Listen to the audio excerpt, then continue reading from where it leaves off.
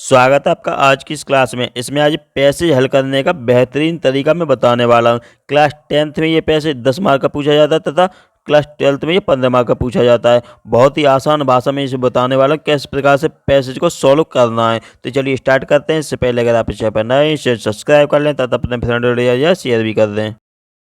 चलिए देख लेते हैं अनसीन पैसेज कैसे सॉल्व करें। तो अनसीन जो पैसेज है वो लगभग 150 शब्दों का आता है। यह गद्यांश आपको पढ़ा हुआ नहीं होता। इसे समझने के लिए आपको 2-3 बार ध्यानपूर्वक पढ़ना चाहिए। यानी कि अगर आप 2-3 बार इसे पैसेज को पढ़ लेते हैं तो आपके ये अच्छे से समझ में आएगा। लेकिन आगे क्या है, संभव है आप गद्यांश के सभी शब्दों के अर्थ से परिचित न हों और आप चिंता ना करें। यानी कि पढ़ने के बाद में आपको पता है कि ये मैंने नहीं पढ़ा या ये शब्द मैंने नहीं देखे, तो आपको चिंता नहीं करनी है। तो फिर क्या करना है आगे, आप संदर्भ से उन शब्दों के अर्थ समझने का प्रयत्न करें। आप जो पैसेज की पूरी लाइन पढ़ी जैसे आपने, तो उसे पढ़ने के बाद में पूरी लाइन का ही सारांश निकाल के देखिए क्या निकल के आ रहा है। 1-2 वर्ड नहीं आ रहे हैं तो उनसे घबराने की जरूरत नहीं है। जिनको आप पहले नहीं जानते थे, ठीक है, उन्हें नहीं जानते थे, उन्हें छोड़ देना है। लेकिन आपको पूरी लाइन का जो निष्कर्ष निकाल के देखना है कि क्या निष्कर्ष निकल के आया है। आगे देखिए, गद्यांश पर आधारित 3 बहुविकल्पीय प्रश्न पूछे जाते हैं। ठीक है, जो गद्यांश होता है, पैसेज होता है, उस पर आधारित 3 बहुविकल्पीय प्रश्न पूछे जाते हैं। आप पहला प्रश्न पढ़िए, ठीक है, प्रश्न को पढ़ना है उसके बाद में, यानी कि 2-3 बार गद्यांश को पैसेज को पढ़ लेना अच्छे से, उसके बाद में पहला प्रश्न पढ़ना है।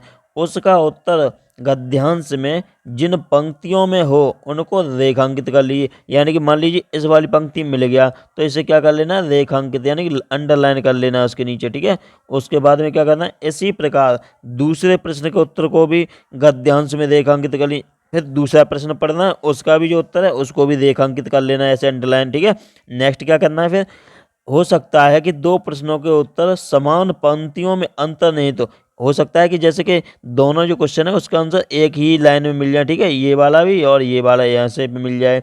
ऐसी दशा में गद्यांश को पुनः पढ़िए, एक बार फिर से पढ़िए और अपने विवेक से सही उत्तर जानने का प्रयत्न कीजिए और उसको एक बार फिर से विचार करना है कि इसका उत्तर कौन सा हो सकता है। ठीक है, प्रत्येक प्रश्न का उत्तर सही विकल्प चुनकर लिखना है। जो क्लास 10th में जो आता है पैसेज, अब क्या करना होता है उसमें, पैसेज का जो आता है तो ऑब्जेक्टिव में आता है। ठीक है, तो उसका सही विकल्प चुनना होगा आपको वहां से। ठीक है, नेक्स्ट क्या है, एक प्रश्न शब्द ज्ञान यानी कि वोकेबुलरी से आता है, यानी जो शब्द होते हैं, मीनिंग होते हैं, उनसे आता है। ठीक है, एक प्रश्न, और जो है लैंग्वेज से भी आता है। ठीक है, लैंग्वेज पर भी प्रश्न पूछा जा सकता है।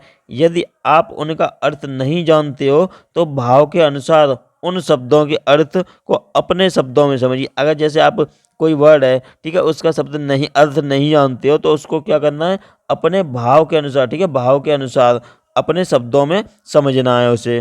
एक बार फिर से समझिए पूरा, कि जैसे पैसेज को क्या करना है, 2-3 बार ध्यान से पढ़ना है। ठीक है, उसका अर्थ निकाल लेना है, क्या अर्थ निकल के आया, यानी कि क्या सारांश निकल के आया उसका।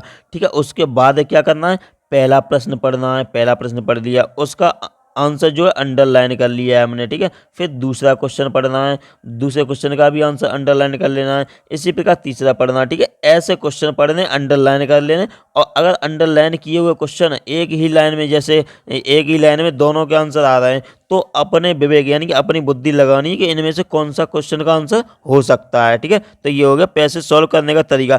अब मैं आपको यहाँ से दिखाता पैसेज, और पैसेज के किस प्रकार से क्वेश्चन पूछे जाते हैं वो दिखाता हूँ यहाँ से। पैसेज ये दिया हुआ है यहाँ पे। ठीक है, जैसे ये पैसेज है, the Ganga specially in the is the river of India beloved of her people. इस प्रकार से ये पूरा पैसेज दिया हुआ है। ठीक है, यहाँ पे तब अब यहाँ पे इसके जो डिफ़िकल्ट वर्ड हैं वो आपको यहाँ से लिख लेने हैं एक बार। ये पेपर जो होगा आपका, जो बोर्ड का पेपर, उसमें ये नहीं दिए जाएंगे। ठीक है, लेकिन यहाँ पे दिए गए तो आपको यहाँ से नोट कर लेना, कहीं पे आप सब कॉपी पे नोट करके अलग लिख लेना, क्योंकि ये डिफ़िकल्ट वर्ड है वो आपको याद बने रहें। ठीक है, तो ये पैसे दिया हुआ है यहाँ से, उसके डिफ़िकल्ट वर्ड हैं तो वहाँ से पूछे जाते हैं। अब यहाँ से हम देख लेते हैं कि क्वेश्चन किस प्रकार से पूछा जाएगा।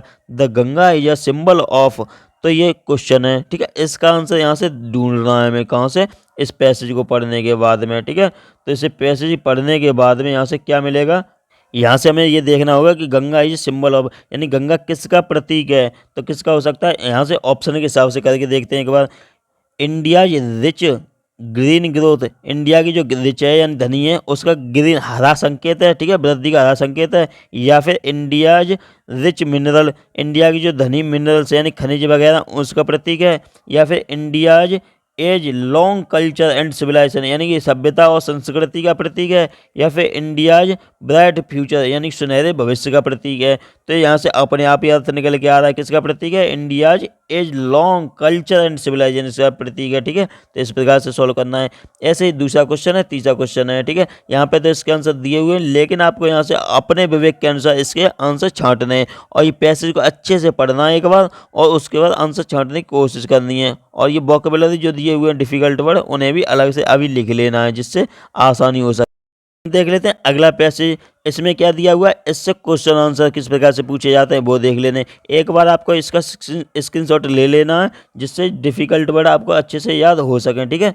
अब देख लेते हैं क्वेश्चन आंसर यहाँ से पूछे जाते हैं, तो क्वेश्चन आंसर भी देख लेते हैं। जैसे क्वेश्चन ये पूछा गया, how was Florence Nightingale named by her parents, ठीक है। तो यहाँ से ये क्वेश्चन पढ़ा मैंने और इससे पैराग्राफ जो है, पैसेज जो है, कंप्लीट पैसेज हमने पढ़ा एक बार, उससे यहाँ से निष्कर्ष क्या निकल के आएगा वो अच्छे से पढ़ना है, एक बार देख लेना, उसके बाद में यहाँ से आंसर देखने हैं। तो सबसे पहले हम यहाँ से देख लेते हैं क्या है, how was Florence Nightingale named by her parent. तो इसका आंसर यहाँ से क्या होगा, Florence Nightingale was actually named after the city of Florence because she was born there, क्योंकि वो वहाँ पैदा हुई थी, ठीक है, इस वजह से वहाँ का नाम रखा गया था। यानी कि फ्लोरेंस नाइटिंगेल जो है वो कहाँ पे पैदा हुई थी, फ्लोरेंस, वो कहाँ पर है, इटली में। कब हुई थी, 12 मई 1820 में पैदा हुई थी, ठीक है। इस प्रकार से यहाँ से नाम रखा गया था।